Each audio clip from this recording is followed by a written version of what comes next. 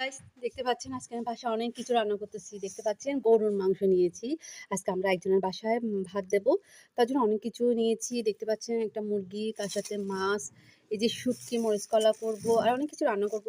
সবজি রান্না করব। মাত্র নিয়েছি আজকে একজনের বাসায় দেব, তার জন্য অনেক কিছু রান্না করতেছি। এই যে দেখতে পাচ্ছেন মাছ, রুই মাছ, মাছ রান্না করব।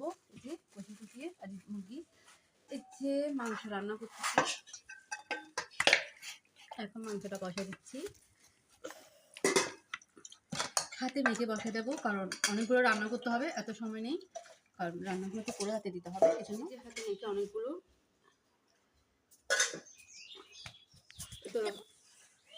মেখে হাতে মেখে দেখতে পাচ্ছেন মেখে রাখা।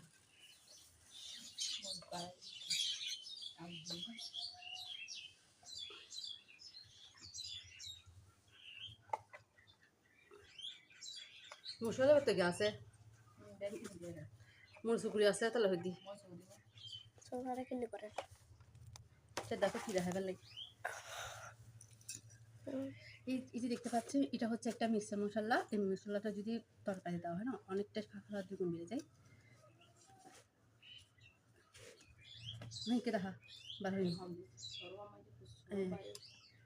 এখন যদি তেল অল্প করে দিয়েছি, কারণ বেশি তেল দিলে ভালো লাগে না, এই জন্য এত কষিয়ে করবো না।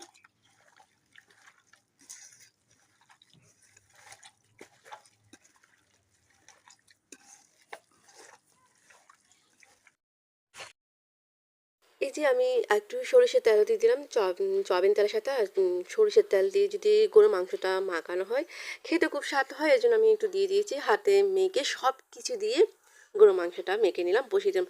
অনেক রান্না বাকি আছে। এখন দেখতে পাচ্ছি মুরগির মাংস নিয়ে বসে গেলাম। মুরগির মাংসটা কাটা শুরু করতেছি। অনেক রান্না আজকে, একজন বাসায় খাবার দিতে হচ্ছে। দোয়া করবেন, যার জন্য বাসাগুলো খাবার দেওয়া হচ্ছে তার জন্য একটা মেয়ে সন্তান হয়, ঠিক আছে। আমাদের এখানে নিয়ম হচ্ছে, যখন কারো বাচ্চা হবে তখন তাদের ভাত দেওয়া হয়। তো এখন বাচ্চা হয়নি, হবে ইনশাল্লাহ। তো যেন তার অবশ্যই মেয়ে হয়, সেই দোয়াটা অবশ্যই সবাই করবে।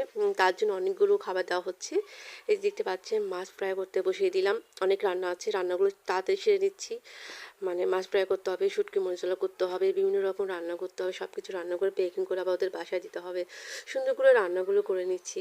আর সবাই দোয়া করবেন আমার রান্না যেন খুব স্বাদ হয়, আর যার জন্য করতেছি তার সে যেন অবশ্যই সুন্দর করে পেট ভরে খেতে পারে, অবশ্যই দোয়াটা করবেন। আর গরুর মাংসটা দেখতে পাচ্ছেন কালারটা কত সুন্দর হয়েছে। আর এখানে ডিম সিদ্ধ করে দিয়েছি। সব কিছু তাড়াতাড়ি করে রান্না করতেছি আমি, কারণ তাতে দিয়ে দিতে হবে তো। গরু একদিকে মুরগির মাংস, একদিকে গরুর মাংস, একদিকে ডিম, 3 দিকে চুলা বসিয়ে দিলাম। আর লার্কির চুলায় রান্না তো সেই স্বাদ হয়। লার্কির চুলায় রান্না তাড়াতাড়ি হয়ে যায়, বেশিক্ষণ লাগে না। আর গ্যাসের মধ্যে যদি দিই না, অনেক সময় লাগে রান্নাগুলো করতে।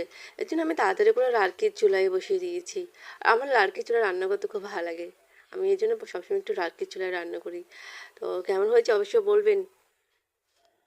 কেমন হয়েছে অবশ্যই বলবেন। আমার ভিডিও কেমন হয়েছে অবশ্যই কমেন্টে জানাবেন। আর অবশ্যই দোয়া করতে ভুলবেন না। সবাই ভালো থাকবেন। খুদা হাফেজ।